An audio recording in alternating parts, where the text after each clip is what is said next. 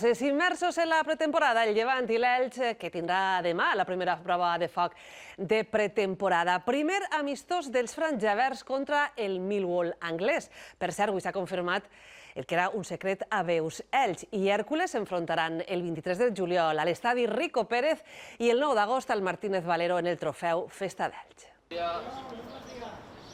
Bienvenido a Elche.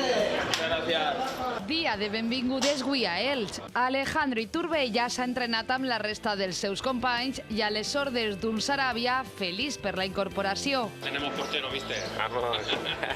Iturbe podria debutar demà en el primer amistós. El porter és la tercera incorporació franjaverda en este mercat, al qual encara li queda corda. De todas las demarcaciones, sobre todo en ataque, que faltan 2 o 3 fichajes, pero yo creo que el ritmo no es malo o mejor de lo que esperábamos. Creo que es prioritario absolutamente el reforzar la delantera. També dia de cares noves a Buñol, rebuda carinyosa de Calero a l'últim en arribar. Al hablar con Julián, transmitirme su confianza y tal, pues ha hecho decantarme por esta opción. Me han acogido muy bien, así la primera sensación es muy buena, me han acogido muy bien.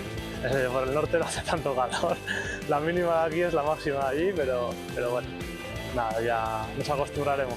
Dels 6 reforços només queda Arriaga per incorporar-se a este Llevant, que comença a carburar.